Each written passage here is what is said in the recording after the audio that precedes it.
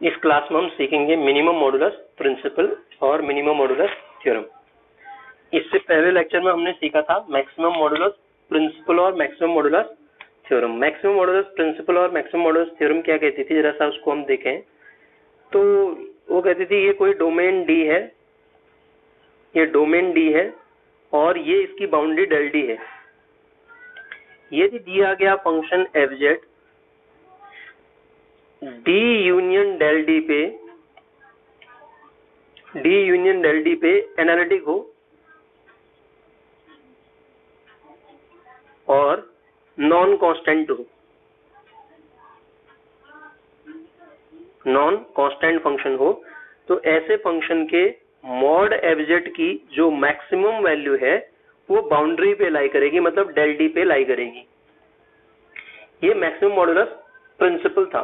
फिर maximum modulus theorem पे जब हम आए थे तो हमने सीखा था डी पे तो एनालिटिक हो, डेल डी पे नॉन कांस्टेंट एनालिटिक फंक्शन, कोई फंक्शन डी पे एनालिटिक हो, डेल डी पे कंटिन्यूअस हो और नॉन कांस्टेंट फंक्शन हो, तो आप कह देंगे कि उस फंक्शन के जो मैक्सिमम वैल्यू है वो कहाँ पे लाई करेगी, बाउंड्री डेल डी पे ही लाई करेगी। अब देखिए इसमें हम मिनिमम मॉडुलस प्रिंसिपल के स्टेटमेंट को समझने का प्रयास करते हैं। मिनिमम मॉडुलस पहले प्रिंसिपल पढ़ते हैं। मिनिमम मॉडुलस प्रिंसिपल क्या कहता है, देखिएगा। वो कहता है कि अगर आपका कोई फंक्शन, पहले समझाता हूं मैं आपको, कोई फंक्शन एफ जेड है, ये डी है, डोमेन है और ये उसकी बाउंड्री डेल डी है।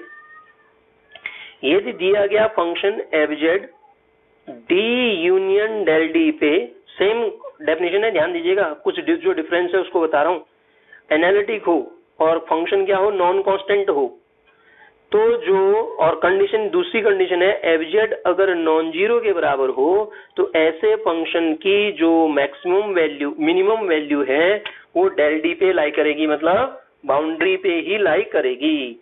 देखिए समझते हैं क्या कहता है theorem. Let D be the domain and del D its boundary. Del D क्या है, उसकी बाउंड्री है। If a function F is non constant, यदि दिया गया फंक्शन नॉन कांस्टेंट है एंड एनालिटिक, और क्या है, एनालिटिक है, कहां पे, डी यूनियन डेल डी पे,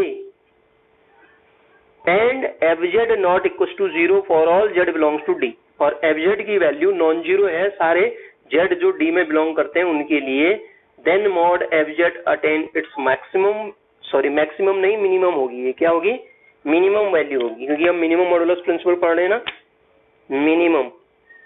minimum value on del D, तो जो मॉड एफ जेड है मिनिमम वैल्यू को कहां पे रखेगा, डेल डी पे ही रखेगा। ये क्या कहता है, मिनिमम मॉडुलस प्रिंसिपल। तो साहब मिनिमम मॉडुलस थ्योरम क्या है, स्टेटमेंट सेम होगा, कंडीशन क्या होगी, D domain del D boundary, if a function F is non constant and, अब इससे आगे का जो स्टेटमेंट है उसको जरा सा मॉडिफाई करें, डी पे फंक्शन आपका एनालिटिक हो, डी पे फंक्शन क्या हो, एनालिटिक हो, और डेल डी पे, या कहूं मैं डी यूनियन डेल डी, क्योंकि डी पे तो कंटिन्यूअस ही है, डेल डी पे कंटिन्यूअस हो, और तीसरी कंडीशन एफ जेड अगर नॉन जीरो के बराबर हो तो उसकी जो मिनिमम वैल्यू है वो बाउंड्री पे लाई करेगी। देखिए स्टेटमेंट एक जैसे हैं दोनों थ्योरम्स के, मैक्सिमम मॉडुलस और मिनिमम मॉडुलस के। अंतर क्या है, यहाँ पे क्या है, एफ जेड नॉन जीरो होना चाहिए। अगर ऐसा है तो हम कह पाएंगे कि हमारा जो फंक्शन की मॉड एफ जेड की, फंक्शन के मॉड, फंक्शन एफ जेड है उसके मॉड की जो वैल्यू है वो कहाँ पे, सॉरी फंक्शन एफ है, एफ जेड तो फंक्शनल वैल्यू को डिनोट करता है, तो मॉड एफ जेड की जो मिनिमम वैल्यू होगी वो कहाँ पे लाई करेगी, बाउंड्री पे लाई करेगी। ठीक है, तो ये मिनिमम मॉडुलस प्रिंसिपल और मिनिमम मॉडुलस थ्योरम है। अब ध्यान से सुनिएगा, ये तो हमने थ्योरम के स्टेटमेंट को पढ़ा, प्रिंसिपल के स्टेटमेंट को पढ़ा। अब एक एप्लीकेशन से इस क्वेश्चन को समझते हैं, मतलब एक क्वेश्चन करते हैं, उससे आपको क्लियर होगा कि मिनिमम मॉडुलस जो प्रिंसिपल या थ्योरम है उसको हम कैसे अप्लाई करते हैं। तो जो क्वेश्चन है, क्वेश्चन को लेते हैं हम। क्वेश्चन क्या लेते हैं, माना एफ जेड कोई फंक्शन लिया हमने, F Z is equal to क्या, 2z + 5 आयोटा, यही क्वेश्चन हमने पहले भी किया था, और डोमेन है mod Z less than equal to 1। तो इस क्वेश्चन के लिए हम चेक करना चाह रहे हैं कि इसकी मिनिमम वैल्यू कितनी आएगी और जो पॉइंट अटेन करेगा मिनिमम वैल्यू को, वो जो पॉइंट होगा वो कहाँ पे होगा और वो पॉइंट क्या होगा, उसको समझते हैं। देखिए, तो उसको समझने के लिए हम देखते हैं, क्या देखते हैं, देखिए इस क्वेश्चन एफजेड की अगर मैं बात करूं तो एफजेड जो है, एफजेड इज नॉन कांस्टेंट पहली condition. F Z is analytic, F Z क्या है, एनालिटिक है, क्योंकि ये फंक्शन एंटायर फंक्शन है, एनालिटिक तो होगा ही होगा। कहाँ पे, ऑन डी और डेल डी, बाउंड्री पे भी है और डोमेन में भी है।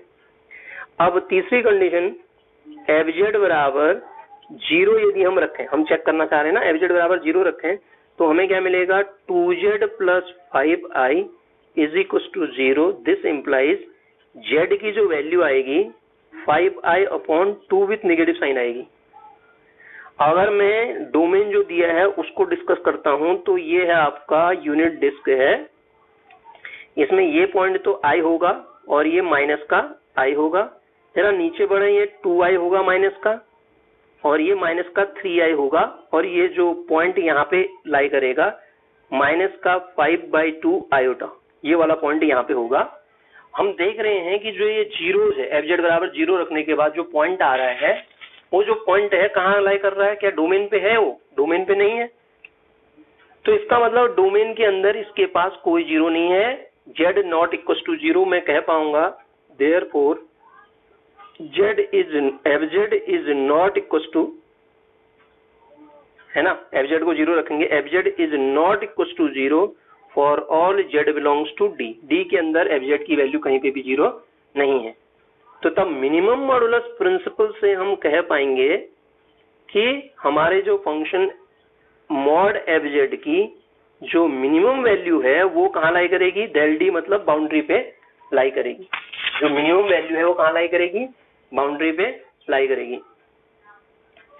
बाउंड्री क्या है, मॉड जेड बराबर 1।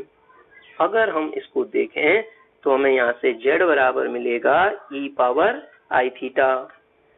हम इसको फंक्शन में रखें f e to the power i theta के मॉड एफजेड का मान निकालें तो हमने सॉल्व किया था, इसकी वैल्यू कितनी आ रही थी, 29 प्लस 20 साइन ऑफ थीटा। ठीक है, बात हम मिनिमम वैल्यू की कर रहे हैं, तो sine theta is equal to -1 implies theta is equal to, A की वैल्यू निकाल रहे हैं, -π/2 आएगी। थीटा की वैल्यू कितनी आएगी, -π/2। तो जब हम e की पावर आई थीटा निकालें तो ये आ जाएगा e की पावर -i/2। e की पावर -i/2 का मतलब क्या हुआ, cos π/2 माइनस i sin π/2, यही हुआ। और cos π/2 माइनस i sin π/2 आपको वैल्यू क्या दे देगा, माइनस का i। तो पॉइंट जो मिनिमम अटेनमेंट की हम बात कर रहे थे वो माइनस का i आएगा। अगर मैं यहाँ रखूं, जो हम वैल्यू निकाल रहे थे ना मॉड एफजेड की, जो मिनिमम वैल्यू यहाँ से अगर निकालें तो यहाँ से भी तो सीधी आ जाएगी ये 29 minus 20, this is equal to, solve करोगे 3 आ जाएगा ये। अब पॉइंट भी मिल गया, इस पॉइंट से भी हम वेरीफाई करके चेक कर सकते हैं। देखिए, तो -i वो पॉइंट होगा जहां पे वैल्यू क्या होगी, मिनिमम होगी। जो हमारा फंक्शन है, फंक्शन क्या दे रखा है, fz is equal to, function हमें गिवन है ना, fz is equal to 2z plus 5i। अगर हम रखें वैल्यू f ऑफ -i के मॉड की वैल्यू निकालता हूं मैं, तो mod of 2 into -i plus 5i का mod, this equal to mod of 3i। जब सॉल्व कीजिएगा तो वैल्यू कितनी आ जाएगी, 3 आ जाएगी। तो ध्यान दीजिए, हमने चेक किया वो पॉइंट कौन सा है, ये दोबारा बनाता हूं मैं, वो पॉइंट कौन सा है, ये माइनस आयोटा। मिनिमम वैल्यू कितनी है, मिनिमम वैल्यू मॉड एफजेड की है 3, और पॉइंट क्या है, माइनस का आयोटा, उस पे मिल रही है।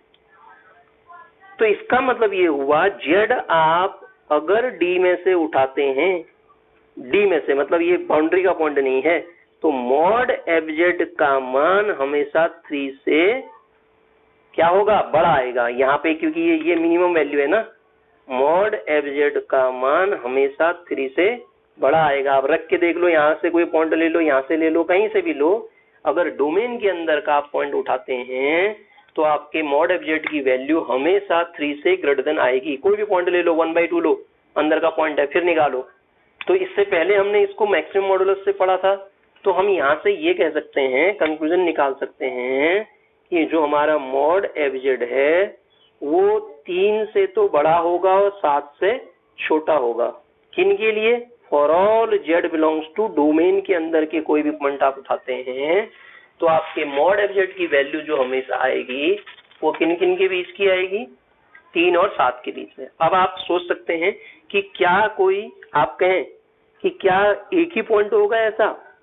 मैक्सिमम मिनिमम और भी हो सकते हैं बाउंड्री पे, हम मैक्सिमम मॉडुलस की बात करें, बाउंड्री पे पॉइंट और भी हो सकते हैं, एक ही हम कह नहीं सकते हैं, क्या पता नहीं हो, लेकिन हो भी सकते हैं और पॉइंट्स पे।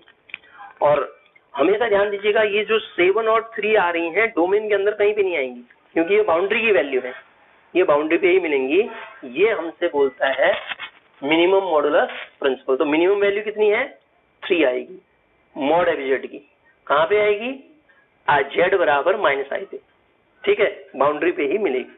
और अंदर के पॉइंट्स पे वो वैल्यू हमेशा क्या आएगी? 3 से बड़ी आएगी और 7 से छोटी आएगी। ये मैक्सिमम और मिनिमम मॉडुलस थ्योरम को हमने 2 लेक्चर में डिस्कस करी। फिर इससे अगले लेक्चर में हम इससे रिलेटेड और क्वेश्चन जो एग्जाम में आए हैं उनको डिस्कस करेंगे, ठीक है। Thank you for watching.